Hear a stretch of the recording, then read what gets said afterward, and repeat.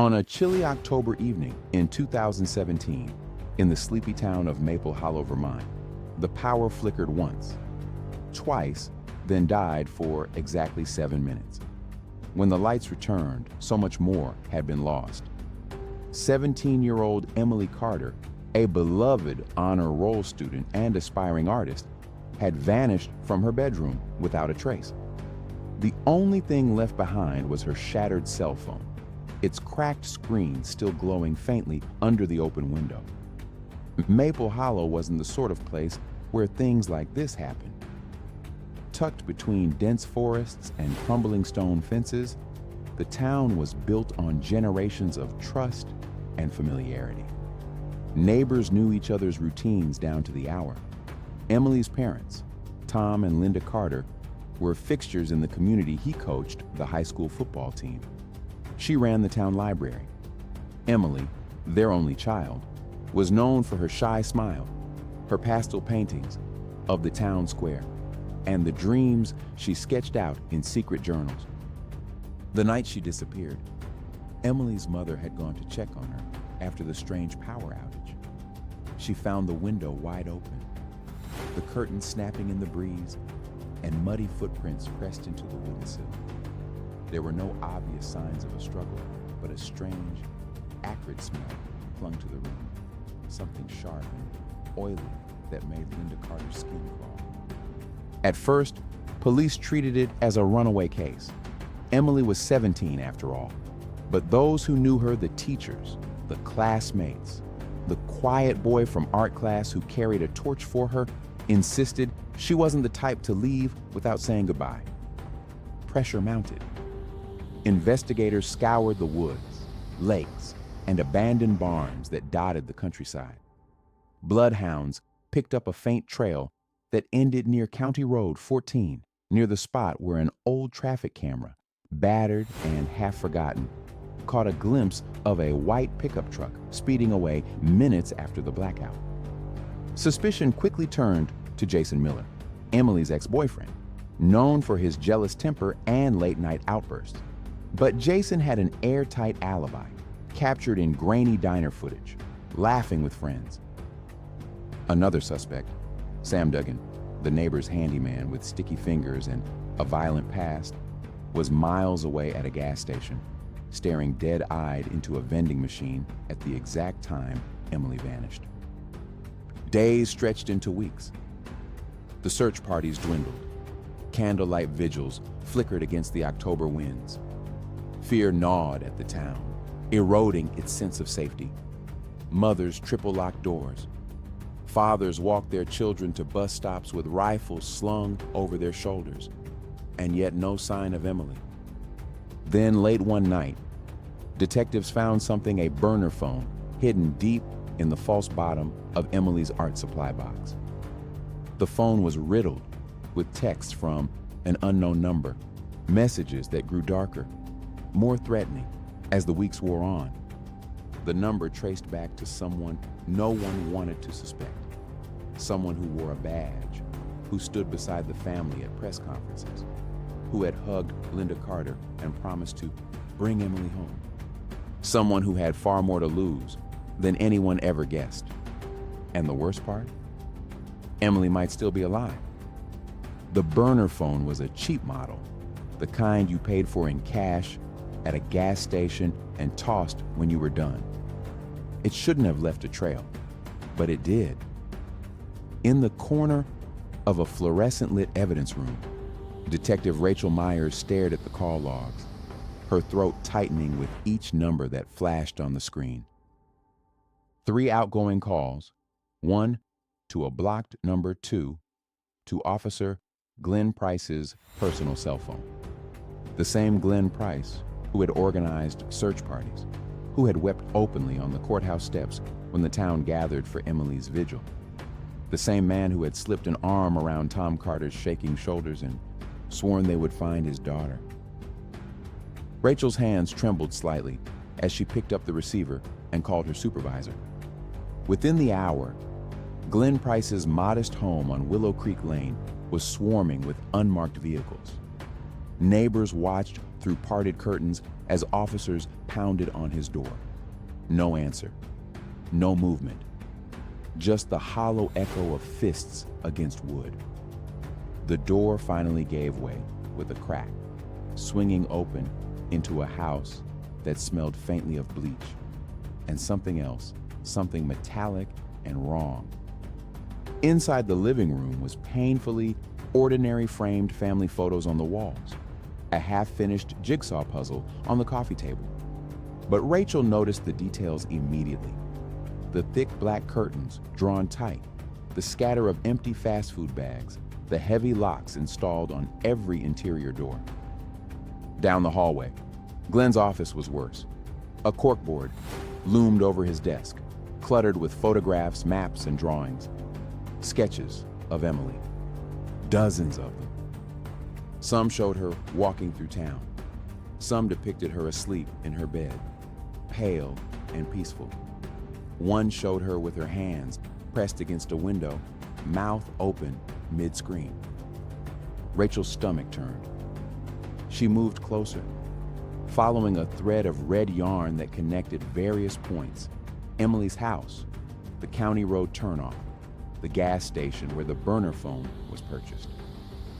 At the center of the web was a photo one that had never been released to the public. It showed Emily, 2 days before she vanished, sitting on the library steps.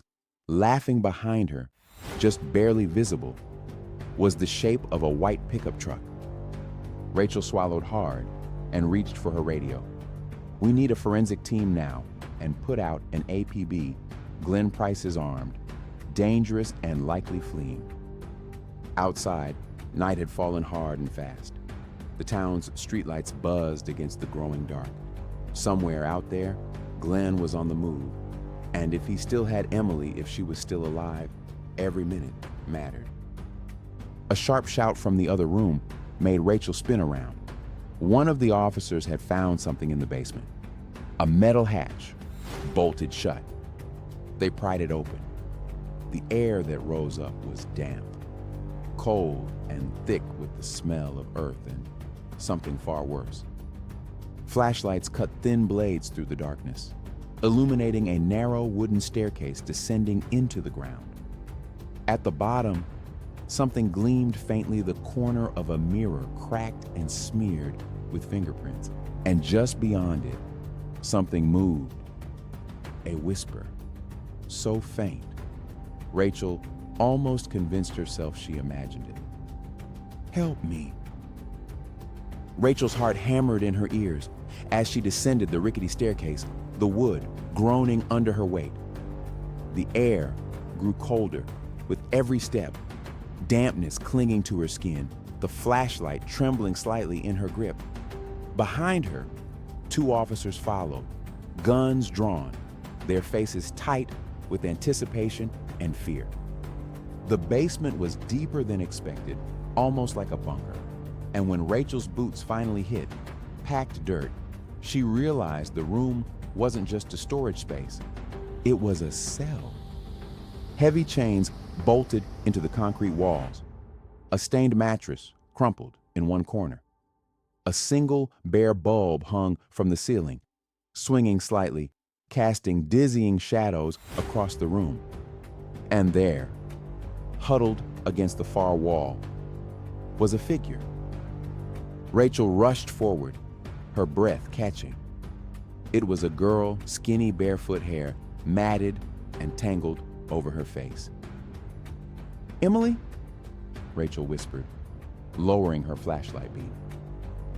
The girl flinched violently at the sound, but didn't respond. An officer stepped closer and gently reached out. "Emily, it's okay.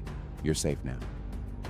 Slowly, painfully, the girl lifted her head. Rachel stumbled back in shock.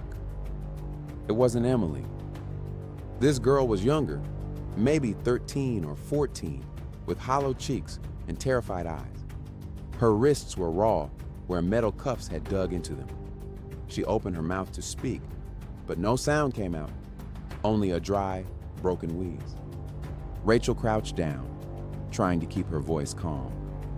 "Sweetheart, It's okay. We're here to help you. What's your name?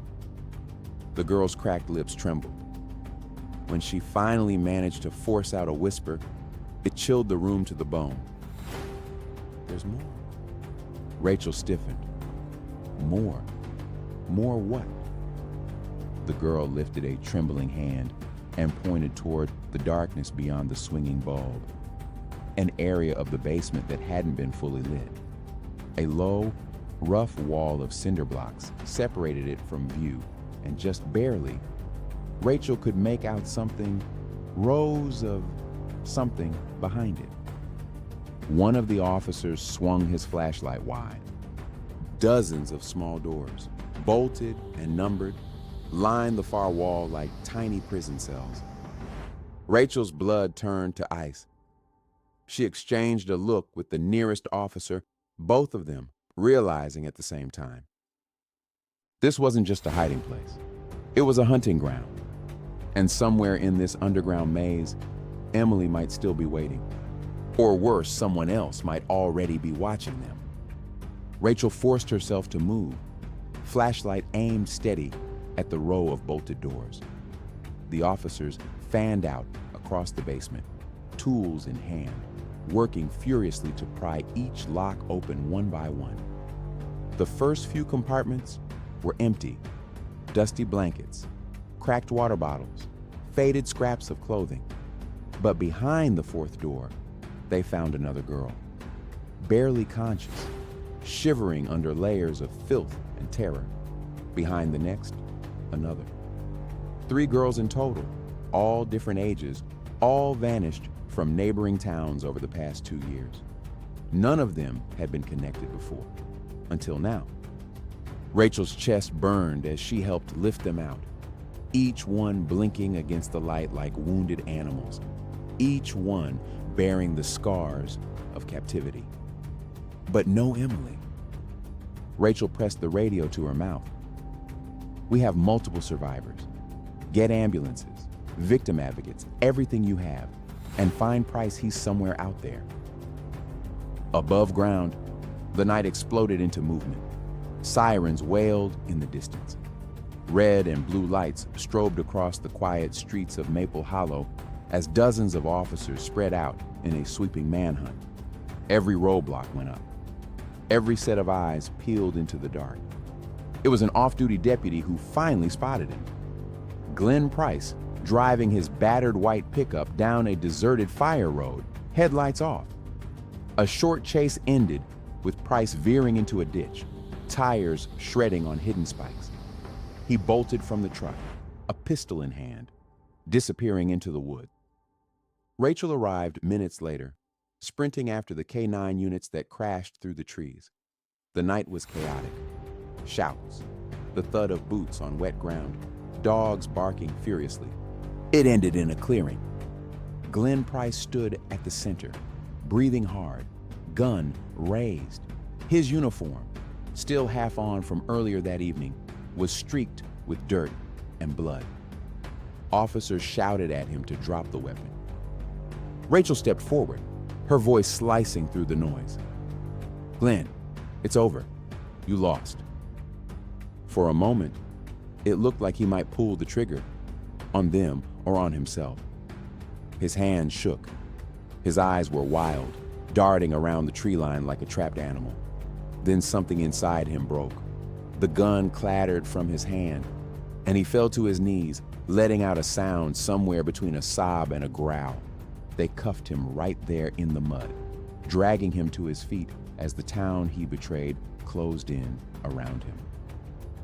3 weeks later, a final search of an abandoned hunting cabin owned by Price unearthed the last critical clue, a trapdoor hidden under the floorboards.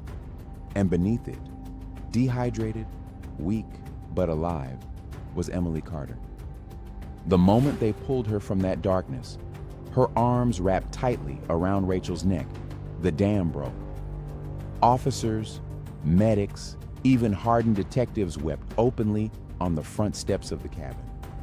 Emily would recover. So would the others. Slowly, painfully, but fully. At trial, Glenn Price showed no remorse, but the mountain of evidence was overwhelming. The burner phones, the photographs, the journals, the survivors' testimony. The jury deliberated less than 2 hours before handing down a sentence of life without parole, to be served in solitary confinement for the first 15 years. As the gavel came down, the courtroom erupted, not in cheers, but in a deep, collective breath of relief. Justice at last. Emily Carter testified at the sentencing hearing, standing tall and unbroken. "You tried to make me invisible," she said, voice clear and steady. "But I'm still here. We all are." The town of Maple Hollow never fully went back to the way it was. Some innocence had been lost forever, but it grew stronger too. Watchful, protective, united in ways it hadn't been before. A new memorial garden bloomed in the center of town, dedicated to survivors, not just the ones who had been found, but all those still waiting to be.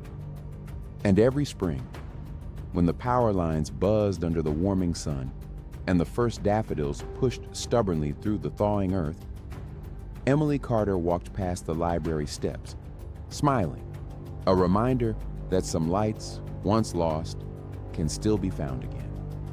The end.